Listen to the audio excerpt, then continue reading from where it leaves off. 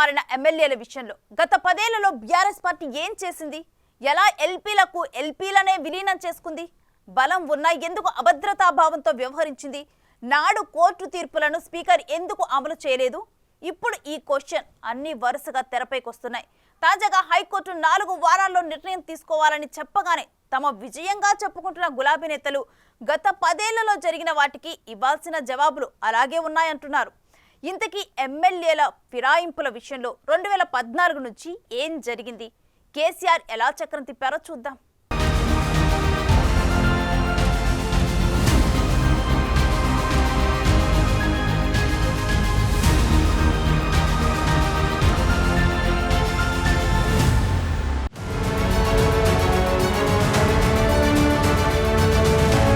ఫిరాయింపుల సబ్జెక్టుకు డెప్త్ ఎక్కువగా ఉంది. ఈ anti defection Lalu loop holes ను ఎవరికి వారి తమకు అన్వయించుకుంటున్నారు. అటు కోర్టులు కూడా భిన్న సందర్భాల్లో భిన్నమైన తీర్పులిచ్చిన పరిస్థితి ఉంది. అదే సమయంలో శాసన వ్యవస్థలు స్పీకర్ నిర్ణయాధికారాల్లో పూర్తిగా నేరుగా జోక్యం చేసుకోలేని పరిస్థితి ఉండటంతో కథ మారుతోంది. ప్రస్తుతం హైకోర్టు తీర్పుపై గులాబీ నేతలు వరుసగా హల్చల్ చేస్తున్నాయి. అయితే ఇప్పుడు అసలు మ్యాటర్ ఏంటంటే గత 10 ఏళ్లలో చేయాల్సిందంతా చేసి ఫిరాయింపులకు మూల కారణంగా నిలిచి ఇప్పుడు హడావిడి చేయటమే అందరినీ ఆశ్చర్యపరుస్తోందంటున్నారు హస్తం నేతలు.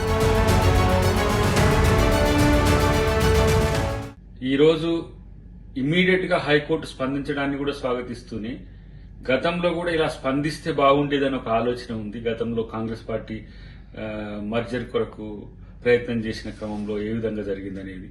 కానీ ఈ అంశం బీఆర్ఎస్ ఎమ్మెల్యేల పార్టీ మార్పు అనేది కేసీఆర్ వైఫల్యం నుంచే వస్తుందనేది తెలుసుకోవాల్సిన అవసరం ఉంది. అటు హరీష్ రావు ఒకవైపు, ఇటు కేటీఆర్ ఒకవైపు నాయకత్వ సమస్యలు వచ్చినాయి వాళ్లకు, ఆయన బయటికి రాకపోవడం కేసీఆర్ గారు, దానివల్లనే పార్టీ మీద నమ్మకం లేక పార్టీలు మారే పరిస్థితి వచ్చింది.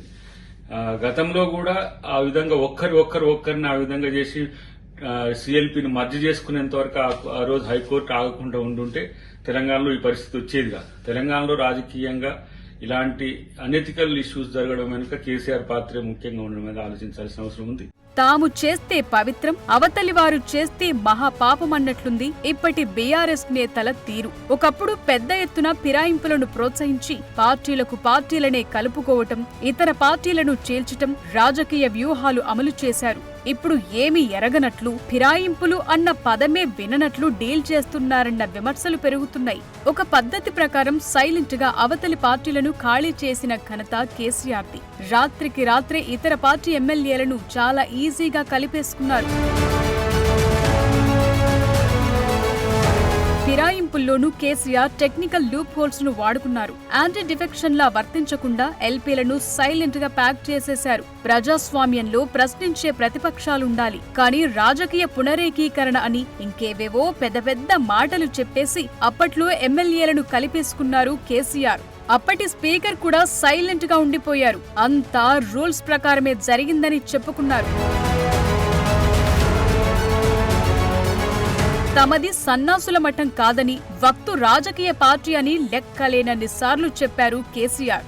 రాజకీయ పార్టీ రాజకీయం తప్ప ఇంకేం చేస్తుందని ఎదురు కూడా ప్రశ్నించారు. కానీ టైం ఎప్పుడు ఒకేలా ఉండదు కదా. తమ దాకా వస్తే గాని అస్సలు బాధ తెలియదంటారు. ఇప్పుడు ఏకంగా బీఆర్ఎస్ నుంచి 10 మంది ఎమ్మెల్యేలు పార్టీ మారేసరికి అనర్హత వేటు వేయాలని, ప్రజాస్వామ్యంలో ఇది కరెక్ట్ కాదని రకరకాల సొద్దులు చెప్తున్నారంటున్నారు.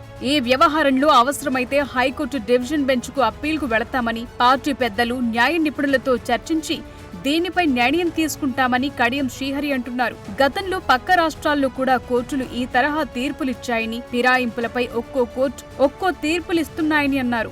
అసలు ఫిరాయింపులకు మూలకారకులే బీఆర్ఎస్ నేతలని ఫైర్ అయ్యారు. బీఆర్ఎస్ పార్టీ నాయకులకు పార్టీ ఫిరాయింపులపైన మాట్లాడే నైతిక హక్కు లేదు.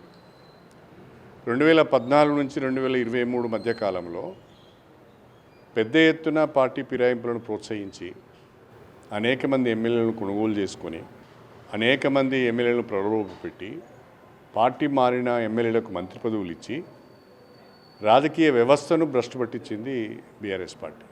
అంతేకాకుండా శాసనసభలో వివిధ రాజకీయ పార్టీలకు సంబంధించిన శాసనసభ పక్షాలను కూడా విలీనం చేసుకొని ఎదురు లేకుండా ఉన్నాము అని విర్రవీగింది బీఆర్ఎస్ పార్టీ. కేసీఆర్ అధికారంలో ఉన్నప్పుడు ఏం చేశారు ఓసారి డీకోడ్ చేద్దాం. 2014లో తెలంగాణ రావటం, అప్పుడు జరిగిన అసెంబ్లీ ఎన్నికల్లో అప్పటి టీఆర్ఎస్ గెలవటం చకచకా జరిగిపోయాయి. అప్పట్లో గులాబీ పార్టీ కేవలం 63 సీట్లతో అత్యవసర మెజార్టీతో మాత్రమే గెలిచింది. మెజార్టీ కంటే 3 సీట్లే ఎక్కువ. ప్రభుత్వానికి ఎప్పటికైనా ఇబ్బంది తప్పదనుకున్నారో మరేంటో గాని అప్పుడే కేసీఆర్ పొలిటికల్ గేమ్ షురూ చేశారు.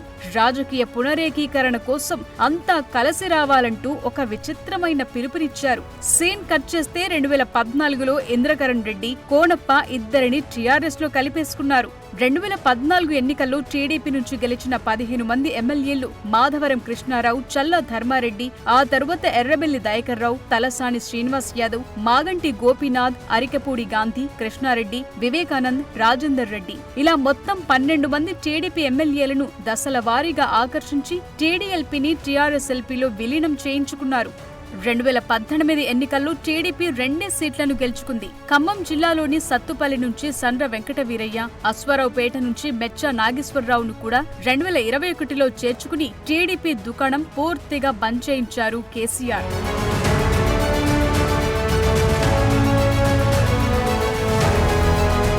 అటు 2018లో ముందస్తు ఎన్నికలకు వెళ్లి 89 స్థానాల్లో అభ్యర్థులను గెలిపించుకుని 2018 డిసెంబర్ 13న ముఖ్యమంత్రిగా రెండోసారి పదవిలోకొచ్చారు కేసీఆర్. అప్పుడు బలం ఉన్నప్పటికీ కాంగ్రెస్, టీడీపీ 2 పక్షాల వారిని పార్టీలో చేర్చుకుని బలహీనంగా ఉన్నామనుకున్న చోట బలం పెంచుకున్నారు. అదే సమయంలో కాంగ్రెస్ ను మరింతగా బలహీనపరిచేందుకు ఆపరేషన్ ఆకర్ష్ చేపట్టారు.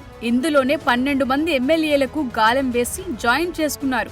ఆత్రం సక్కు, జాజాల సురేందర్, సుధీర్ రెడ్డి, సబితా ఇంద్రారెడ్డి, పైలట్ రోహిత్ రెడ్డి, చిరుమర్తి లింగయ్య, గండ్ర వెంకట రమణారెడ్డి, రేగా కాంతారావు, హరిప్రియ నాయక్, బనబా వెంకటేశ్వరరావు, కందాల ఉపేందర్ రెడ్డి, హర్షవర్ధన్ రెడ్డిని జాయిన్ చేసుకున్నారు. ఆ దెబ్బకు కాంగ్రెస్ ప్రతిపక్ష హోదా కూడా కోల్పోయింది. ఇది అందరికీ తెలిసిన హిస్టరీ. బీఆర్ఎస్ నేతలకు తెలుసు, కాంగ్రెస్ నేతలకు తెలుసు, జనానికి తెలుసు. కానీ ఇప్పుడు మాత్రం బీఆర్ఎస్ నేతలు ఫిరాయింపులపై ఓ రేంజ్ లో ఊగిపోతున్నారు. అప్పట్లో ఒకరిద్దరు మారిన వెంటనే కంప్లైంట్ ఇస్తే స్పీకర్ పట్టించుకోలేదు. గతంలో అఫిడవిట్లో తప్పుడు వివరాలిచ్చినందుకు గద్వాల్ ఎమ్మెల్యేపై హైకోర్టు అనర్హత వేటు వేసింది. నాడు కాంగ్రెస్ తరపున పోటీ చేసిన డీకే అరుణను ఎమ్మెల్యేగా ప్రకటించిన కోర్టు ఆదేశాలను అప్పటి స్పీకర్ అమలు చేయలేదు. సో ఇవే ఫిరాయింపులు అప్పట్లో బీఆర్ఎస్ కు ప్లస్ అయ్యాయి. ఇప్పుడు అవే మైనస్ అయ్యాయి. 4 వారాల తర్వాత ఏం జరుగుతుందన్నదే అసలు విషయం. డివిజన్ బెంచ్ కు వెళ్లటం, ఆ తర్వాత మ్యాటర్ సుప్రీంకోర్టుకు వెళ్లటం, ఇవన్నీ జరగటం ఖాయమే. అయితే వీటికి చాలా టైం పట్టే అవకాశాలున్నాయి. అంత సులువుగా తేలదు. ఈలోగా బీఆర్ఎస్ నుంచి మరో 16 మంది వచ్చి చేరితే బీఆర్ఎస్ ఎల్పీ కాంగ్రెస్ ఎల్పీలో విలీనమైతే యాంటీ డిఫెక్షన్ చట్టమే వర్తించదు.